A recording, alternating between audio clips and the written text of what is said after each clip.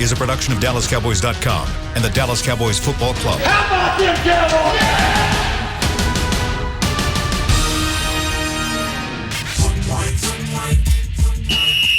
Let's go, baby! Are you ready for a break? Yes. Are you ready for a break? Absolutely. Ready for a break? Yeah, and so much for that. It's time for The Break on DallasCowboys.com. We were on a break! With Nick Eatman, David Hellman, Ambar Garcia, and Derek Eagleton. It is Friday, October 8th, 2021, Season 17, Episode number 37. Welcome to the latest edition of The Break. We are live from the SWBC Mortgage Studios at the Star. You can see me and Dave here. Nick is joining us remotely today, so you should be able to see his mug there as well. Nick, why don't you jump right in and give us a 37, man? Let's go with James Washington. There we go. They called him drive-by. I don't think he could play in the league the way it is today because of the way he hits. But that or Matt Johnson, remember him? I do remember Matt Johnson. The unicorn. Didn't he knock himself out? Like, he knocked himself out of hitting too hard. Did he? I don't know that right guy. I don't think he ever had a hamstring healthy long enough to knock himself out.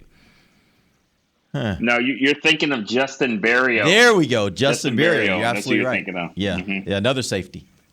Yeah, they both played safety. Yeah. They both looked like each other, Yeah. and then neither one of them really turned out to be that good. Yeah, right.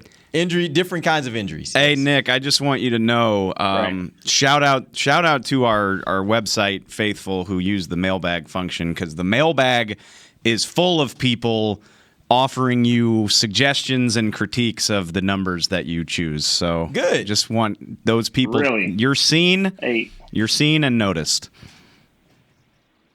Well, I just so everyone's clear, I've said this before. There's the right answer, and then there's my answer. So, I know my answer is not number right. I think it is in 37, though. I can't think of that many other 37s, though. I think we're on the right track. There might. Go ahead. Yeah. No, I can't think of a 37 on the team right now. Is there? Jaquan Hardy, I believe, if you count practice squad as the team. Yeah. Right? He's 37, isn't he? There you go. Maybe. Elam was one too, by the way. Oh, Abe Elam. Yeah, he was another safety. Yeah. All right, let's jump right in. We gotta catch up on some injuries and some personnel things before we get to our storylines. We always do it on Fridays. I'll lay out some storylines for you guys and get your opinions on the storylines heading into the Cowboys versus Giants. Let's start first with Carlos Watkins. Expectation he's playing this week? Expectation is he's playing this week. Let's go. He'll be back. Let's talk about Keanu Neal a little bit. We haven't really talked about him from the standpoint of we know that he's back from COVID.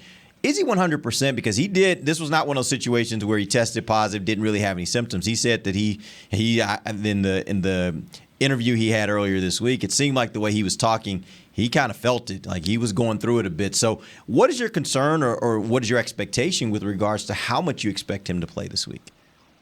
Yeah, I'm sure he's got to deal with that, right? That's a long time to be out, and if you were actually feeling the effects of COVID, I'm sure that's hell on your respiratory system.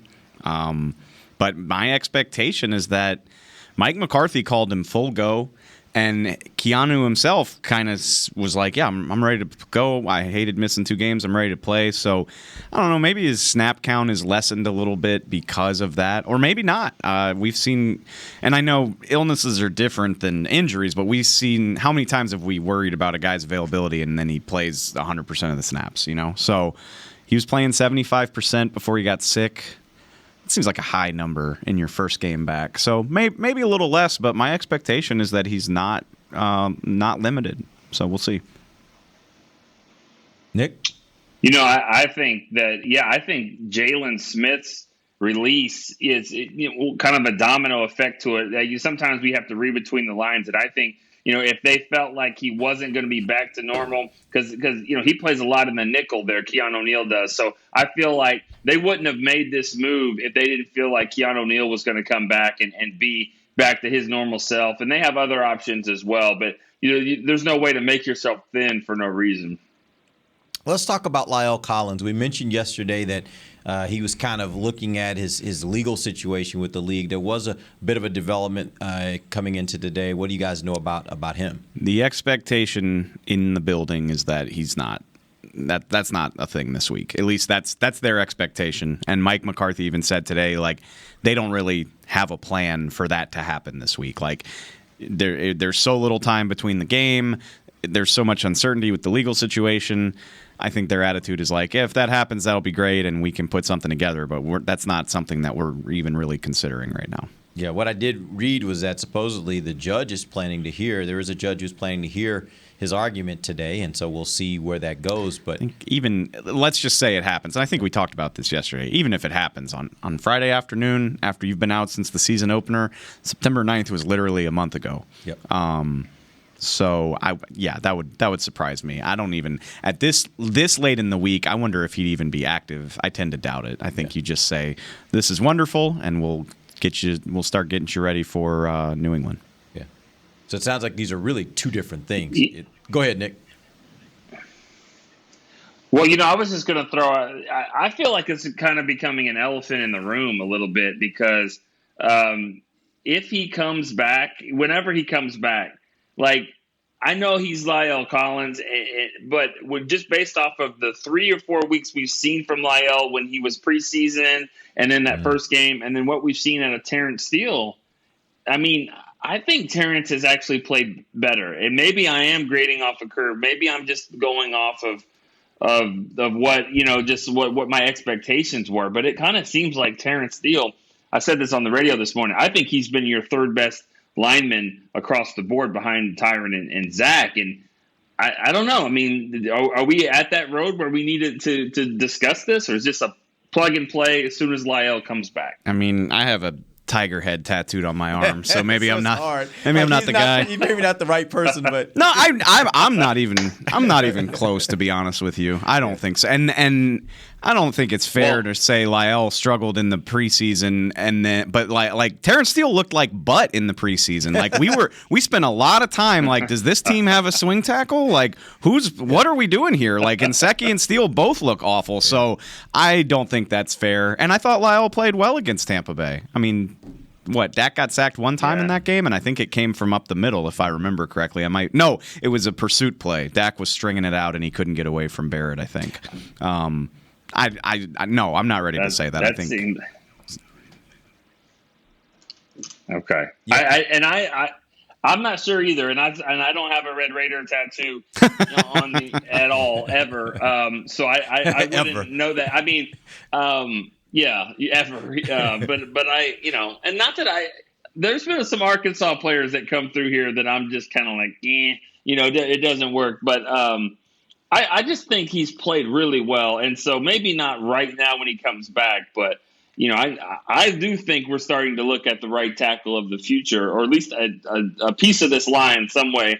And I know that seems weird to say because he did not look good in the preseason, but he has looked really good in these last 3 or 4 games. Yeah, honestly, Nick, I think it's a fair conversation to have. I don't know that I necessarily am to the point where I'm like, yeah, definitely you need to stick with Steele. I don't think it's that, but I do think it's a fair conversation because we did talk about how during the preseason I expected more of La'el, and that was basically based on expectations. You're looking at him; he's a veteran. He's been a really good player for the Cowboys.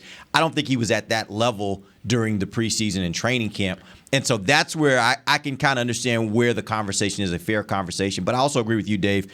Like, you got to give it some time. Like, those guys didn't look great back then either, and Terrence Steele is playing really well. So, and by the way, they may be doing some things right now to protect Steele that they may not have to do when La'el comes back, which may even, it's weird to say, may even open up this offense even more. So that's the part where I would probably still opt to say La'el's your guy. But I do think it's a fair conversation. And I don't mean to crap on Terrence. I think he's playing great. I'm not ready to have that conversation yet. And I'd just like to see LSU bias aside. I'd like to see La'el have a chance to play. Like, he was out all last year. We went back and forth about whether they needed to draft a tackle and can he stay healthy? What's the deal here? And he gets suspended 1 game into the season. So I just like to see a chance to get to watch the guy play.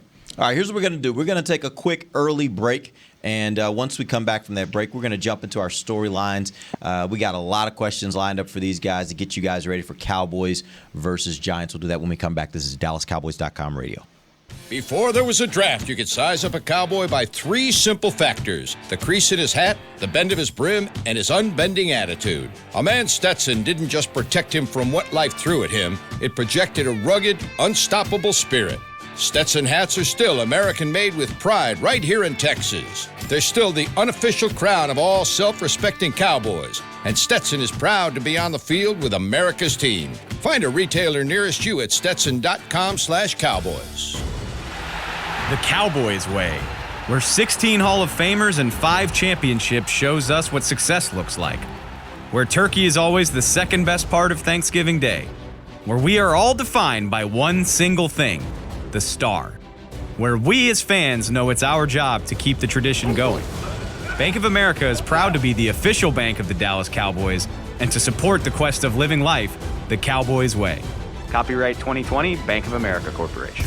Want to use what the pros use? How about the official men's skincare brand of the Dallas Cowboys, Jack Black? Right now you can get the Jack Black Starter, a curated collection of Cowboys locker room favorites for just $10 with free shipping. The starter includes 4 Jack Black skincare favorites plus a full-sized intense therapy lip balm. Go to getjackblack.com/cowboys and use the code word TEAMJB. That's getjackblack.com/cowboys. The Jack Black Starter, $10, free shipping. Honey, big news. Gary, are you okay? Oh, I'm not Gary anymore. I'm Jackie Flash. What? See, I want the latest smartphone, but the best deals are only for new customers. So, to get a new customer deal, I changed my name to Jackie Flash. Okay, but the best smartphone deals at AT&T are for everyone, new and existing customers. That's huge. Then guess who's getting a deal? Is it Jackie Flash? Jackie Flash. It's not complicated. At AT&T, our best smartphone deals are for everyone. Restrictions apply. Visit att.com for details. Back to the break. Head to AT&T Stadium on Saturday, October 9th to experience Rally Day presented by SeatGeek. Take a tour of the stadium, play games, get autographs from the Dallas Cowboys cheerleaders, and much more. Visit attstadium.com/Rally Days for tickets and more information. Welcome back. It is the second segment of the break, live from the SWBC Mortgage Studios at the Star. Let's get ready for Cowboys versus Giants. That happens this Sunday, 3:25 kick at AT&T Stadium. My first question for you guys is, how does Dallas adjust its linebacker rotation without Jalen Smith?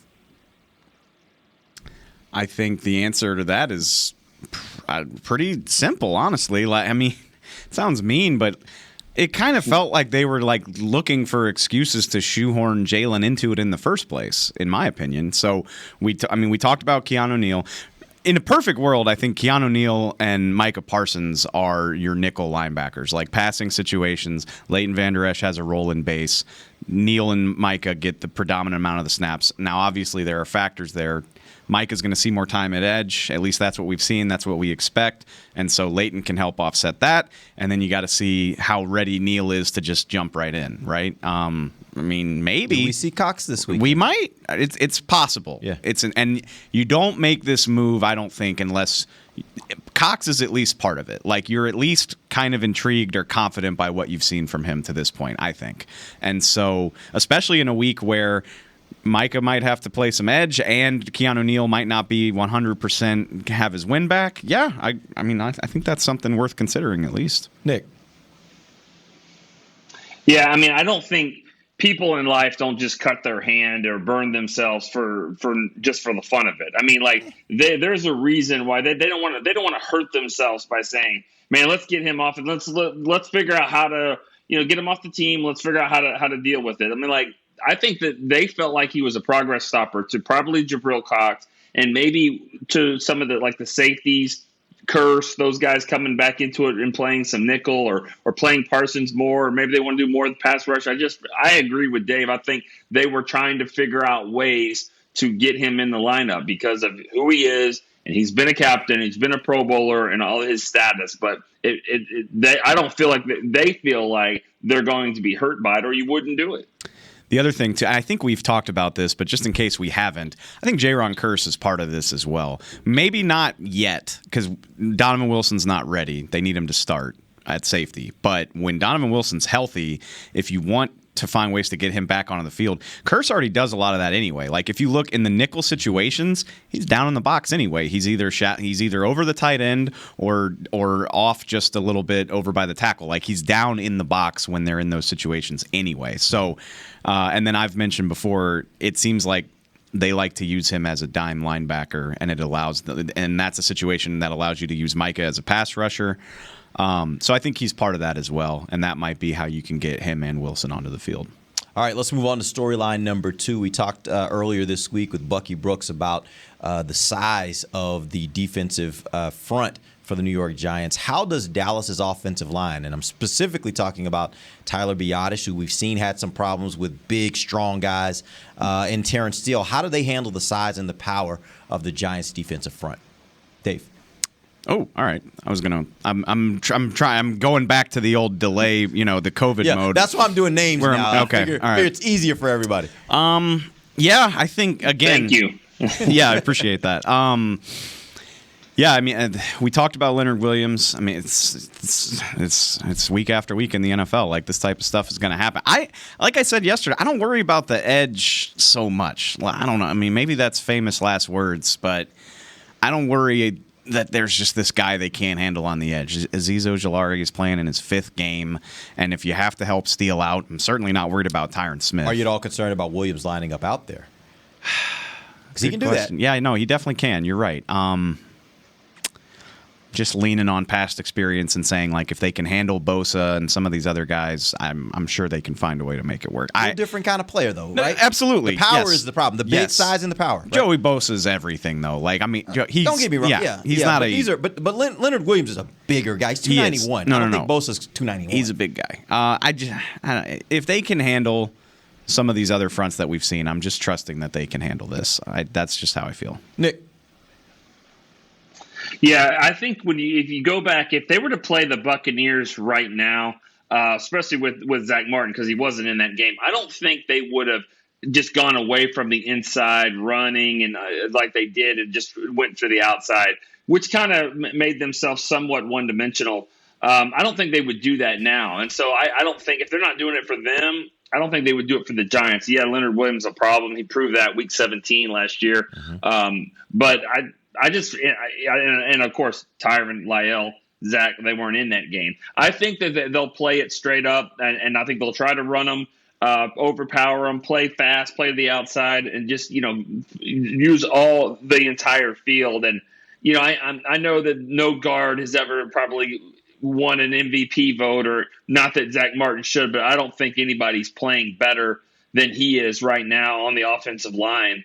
He's just been incredible to think he's played 3 games. And if you go by PFF grades, he's been the best in the league 2 of the 3 games he's been out there.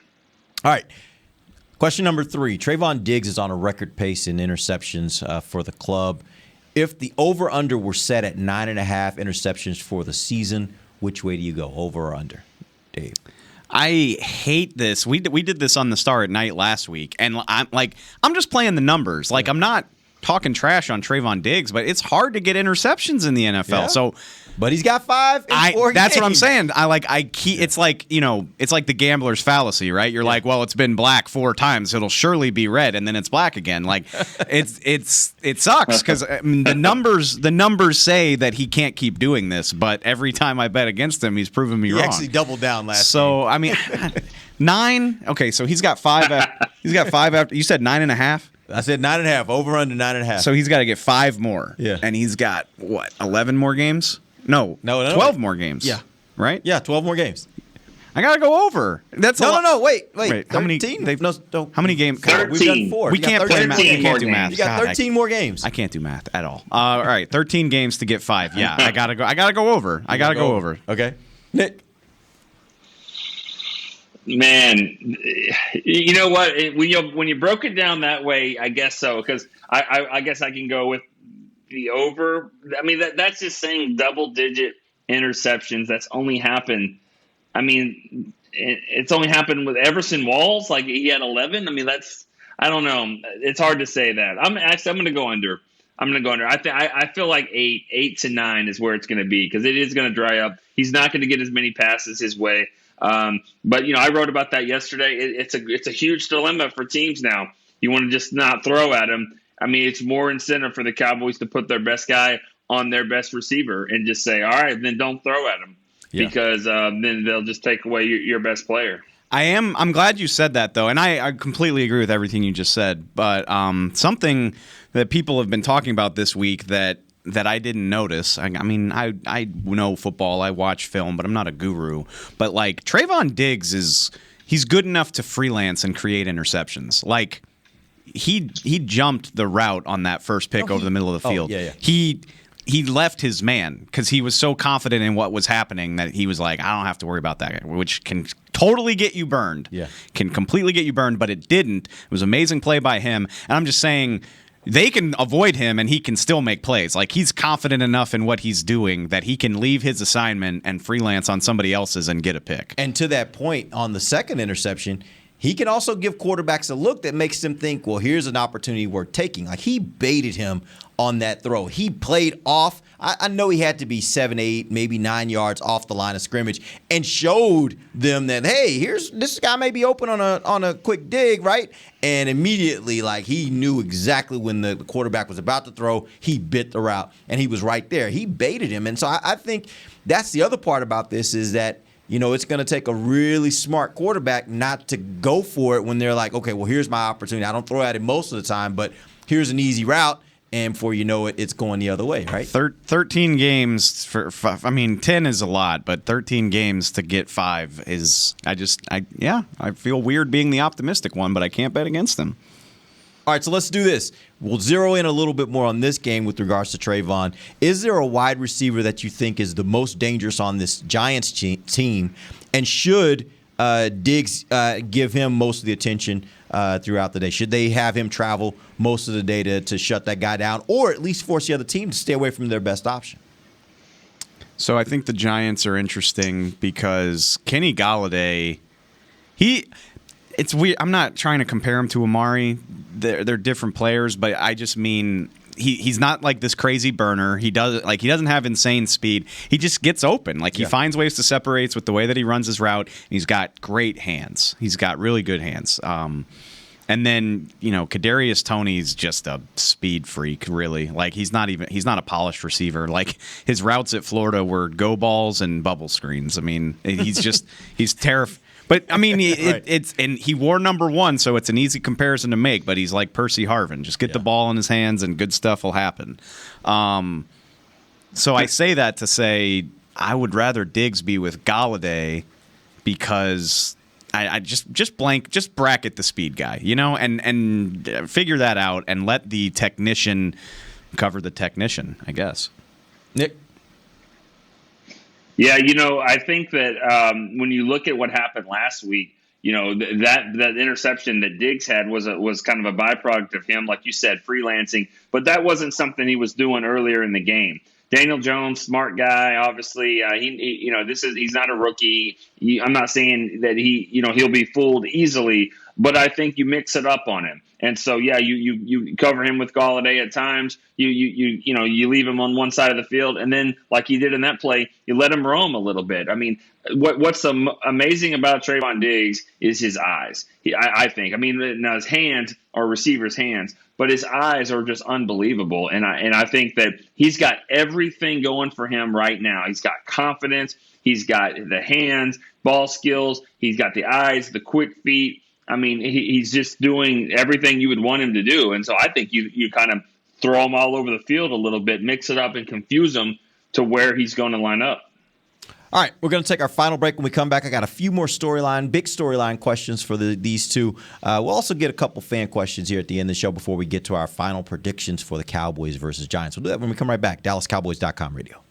Hi, I'm Clint Tillison with United Ag and Turf. Before you can park yourself in front of the game, park yourself in a John Deere and power through your chores.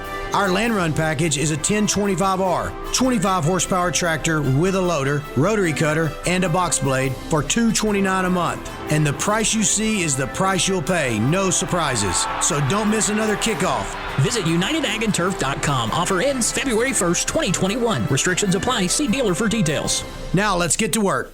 Honey, big news. Gary, are you okay? Oh, I'm not Gary anymore. I'm Jackie Flash. What? See, I want the latest smartphone, but the best deals are only for new customers. So, to get a new customer deal, I changed my name to Jackie Flash. Okay, but the best smartphone deals at AT&T are for everyone, new and existing customers.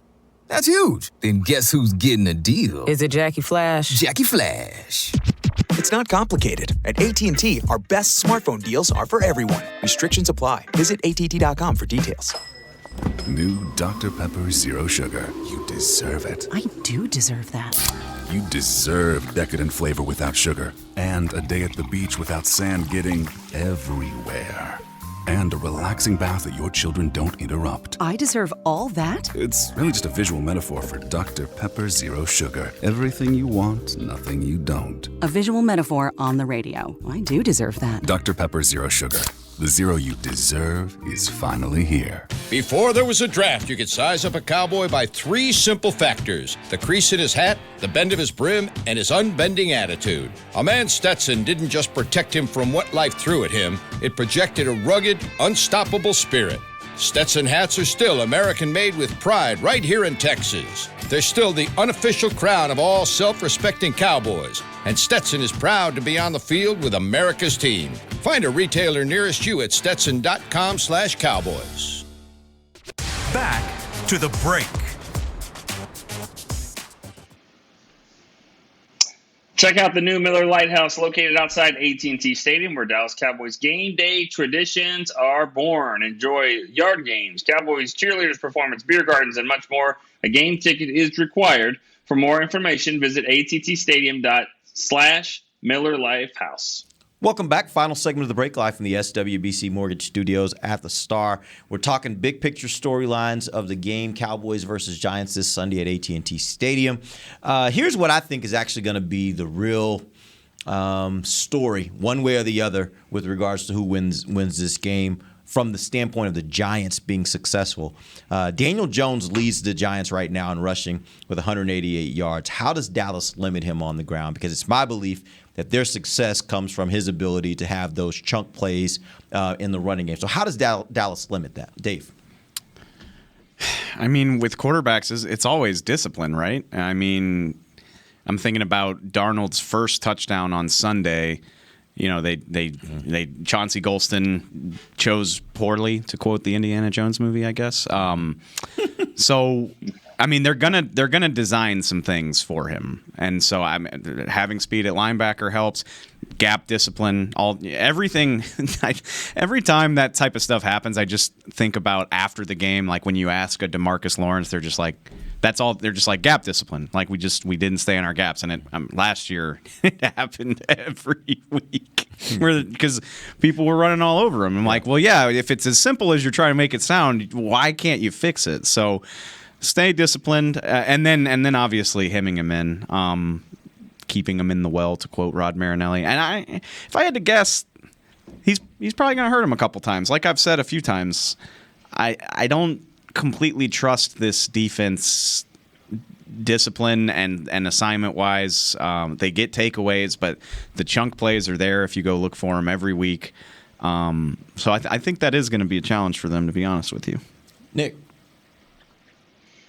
Well, I mean, it's the reason why people went with the Wildcat, several years ago, and why they still do it sometimes today. The quarterback is typically unaccounted for. So it's always going to happen like that. And it happens when you're not, you got everyone else covered, and then the quarterback beats you, he leaks out. It happens with Dak. It happens with Daniel Jones. It happens with Jeff Driscoll when you play them, or Trubisky. And even when you spy Lamar Jackson last year, he still, burns him and beats him. So the quarterback, an athletic quarterback, is always going to be able to do that. Darnold did it last week a few times. They kind of shored it up a little bit.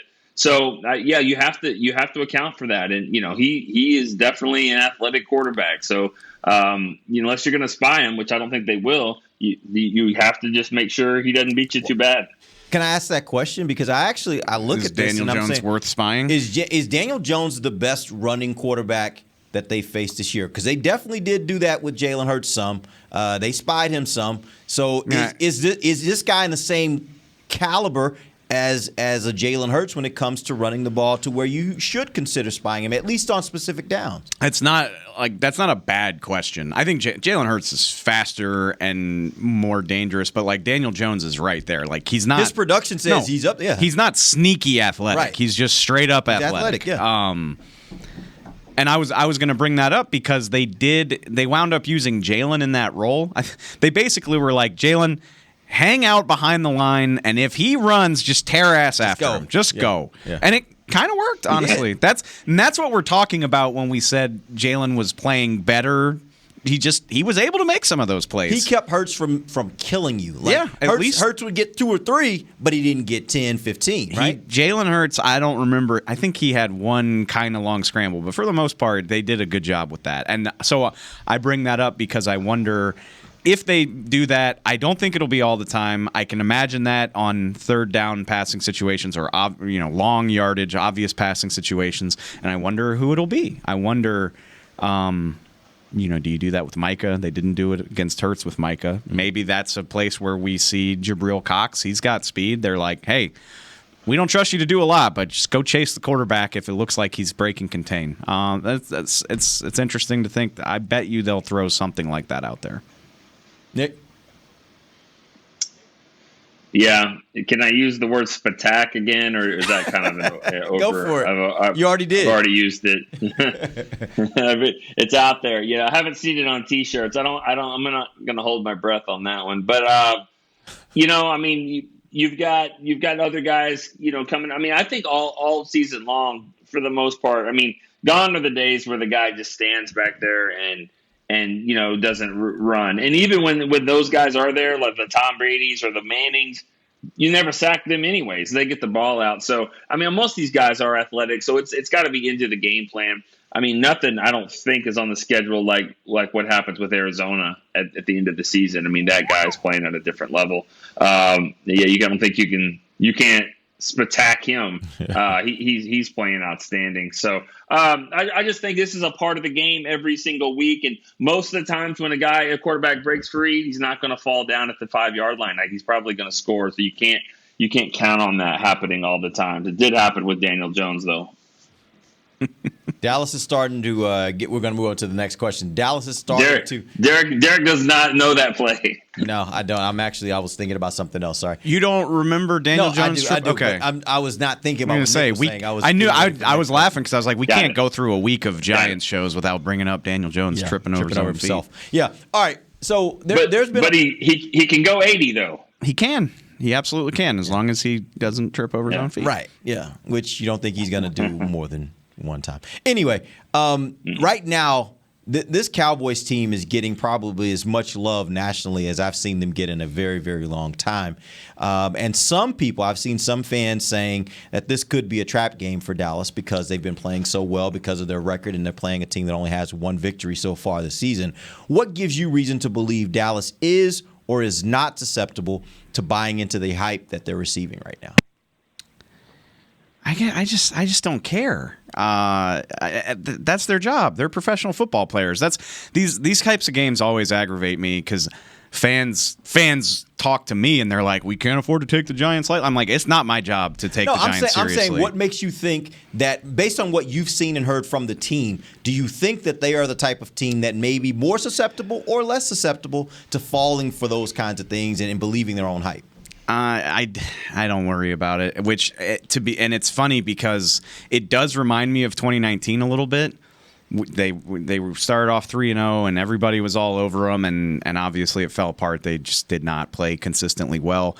So it's weird for me to say, and a lot of those guys were there, right? Like, a lot of the team was the same, but it just doesn't bother me. I trust implicitly Dak Prescott, first of all, to just not let that happen. I think our friend Clarence Hill last week was like the old Parcells thing of not eating the cheese, and Dak was like, "The cheese ain't that good. We're 2-1. Like, what are you talking about? Why is this even a thing?" And I buy that. I completely buy that.